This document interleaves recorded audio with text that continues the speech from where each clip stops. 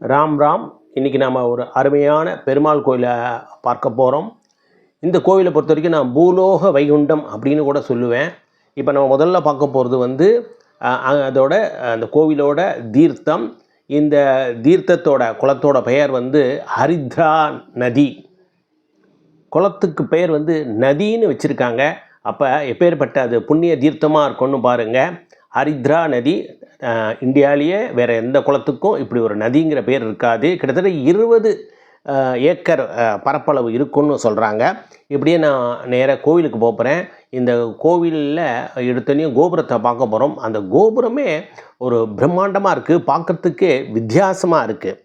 அதை நீங்கள் இப்போ அடுத்த வர வீடியோவில் பார்க்க போகிறீங்க. இது கோவிலுக்கு போகிற வழி. இந்த கோவிலுக்கு நான் கும்பகோணத்திலிருந்து பஸ் பிடிச்சி 38வது கிலோமீட்டர் தூரத்தில் இறங்கினேன். இது பெருமாள் கோவில். இப்போ அந்த கோபுரத்துக்கு நேர் எதிர்ப்பாக இருக்கிற வீதியை தான் நம்ம பார்த்துட்டுருக்கோம். மிக அழகான ஒரு கோபுரம். இந்த கோபுரத்தோட நான் இன்னொரு ஆங்கிளில் நான் காட்டுறேன், நீங்கள் பிரமிச்சு போவீங்க. இதோ இப்போ பார்க்கலாம். இப்போ ரீசெண்டாக தான் இந்த கோவில் கும்பாபிஷேகம் நடந்தது. கோவிலே பலபலன் இருக்குது. கோவில் நிர்வாகம் இந்த கோவிலை மிக தூய்மையாக அழகாக மெயின்டைன் பண்ணுறாங்க. அவர்களுக்கு நமது பாராட்டுக்கள். இதை பாருங்கள், கோபுரத்தை நம்ம ரசிக்கலாம். கோபுர தரிசனம் கோடி புண்ணியம் அப்படிங்கிறது இதை பார்க்கும்போது நம்ம புரிஞ்சுக்கலாம். அப்படிப்பட்ட ஒரு அழகு ஆனந்தமாக இருந்தது. ராம் ராம்.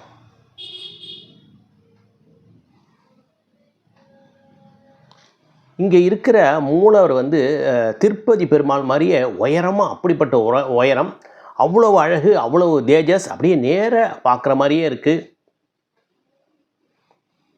இப்போ நம்ம கோவில் உள்ளே வந்துட்டோம். தாயார் பெயர் செங்கமல தாயார். அந்த தாயாரை பார்க்குறம்போது அப்படியே சாஷ்டாங்கமாக நமஸ்காரம் பண்ணி, தாயே என்னை காப்பாற்று, நீ உங்கள்கிட்ட நான் நிர்கதியாக நிற்கிறேன், என்னுடைய கஷ்டங்கள்லாம் தீருன்னு சொல்கிறம்போது அப்படியே அந்த சாட்சாத் செங்கமல தாயார் நமக்கு அருள் புரிகிறார் அப்படின்னு தான் சொல்லணும். அப்பேற்பட்ட ஒரு சக்தி அந்த இடத்துல நிற்கிற போதே நமக்கு தெரியறது.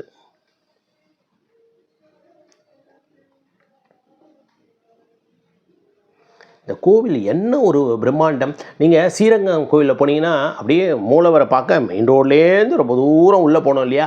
அதேமாரி தான் இந்த கோவில்லையும் நம்ம மெயின் கோபுரத்துலேருந்து உள்ளே போயிட்டே இருக்கணும். மூலவர் அவ்வளோ தூரத்தில் இருக்கார். ராம் ராம். அழகிய ஒரு மதில் சுவரை நாம் பார்த்துட்டுருக்கோம். இங்கே மூலவரோட பெயர் என்னென்னா வாசுதேவ பெருமாள். உற்சவரோட பெயர் ராஜகோபாலர். இப்போ எந்த கோவில்னு நீங்கள் கண்டுபிடிச்சிட்டிங்களா? இருந்தாலும் அடுத்தது ஒரு சின்ன வரலாறை பார்ப்போம். ஒரு காலத்தில் தென்பகுதியில் 2 முனிவர்கள் இருந்தார்கள். அவங்க பேர் என்னென்னா கோபிலர், கோபிரளையர். 2 முனிவர்களும் அவங்களுக்கு கிருஷ்ணனை பார்க்கணுன்னு ஆசை. அவருடைய லீலையெல்லாம் கேள்விப்பட்டு அவரை பார்ப்பதற்காக துவாரகைக்கு நடந்து செல்கின்றார்கள். அப்போ வழியில் நாரதர் அவர்களை தடுத்து நிறுத்திட்டு என்ன சொல்கிறாருன்னா, நீங்கள் என்ன பண்ண போகிறீங்க? இதுமாரி கிருஷ்ணரை பார்க்க போகிறோன்னா, கிருஷ்ண அவதாரமே முடிஞ்சிடுத்து அப்படின்னும் அவர்களெல்லாம் மயக்கம் போட்டு விழுந்துடுறாங்க. நாரதர் அவர்களை மயக்கத்திலேருந்து தெளிய வச்சு, இந்த கோவில் பார்க்குறோம் இல்லையா, இந்த இடத்துல போய் தவம் செய்ய சொல்கிறாங்க. அவர்கள் தவம் செய்யும்போது கிருஷ்ணர் அவர்களுக்கு நேரடியாக காட்சி கொடுக்கின்றார். அதைத்தான் அந்த கோவிலிலே ஓவியமாக வைத்துள்ளார்கள். அதை தான் நம்ம இப்போ பார்க்குறோம். எப்பேற்பட்ட ஒரு கோவில் இல்லையா இது? ராம் ராம். அடுத்ததாக நாம் அங்கே இருக்கும் செங்கமல தாயாரை தரிசனம் பண்ண போகிறோம். இந்த பாருங்கள், அப்படி ஒரு அழகு.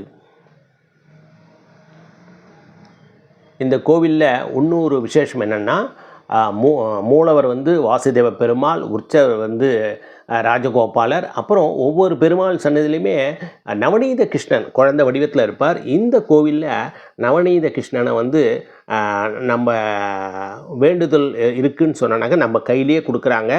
நம்ம கையில் கொடுத்து வைக்கிறம்போது நம்மளோட கோரிக்கை என்னவோ அதை நிறைவேறும்னு சொல்கிறாங்க. அதை கையில் வாங்கும்போது அப்படி ஒரு வைப்ரேஷன், மனசே அப்படியே கனத்த மனசு அப்படியே நமக்கு மெல்லிசாயிடுறது. நம்ம கஷ்டங்கள்லாம் தீர்ந்த மாதிரி ஒரு ஃபீலிங் இருக்குது.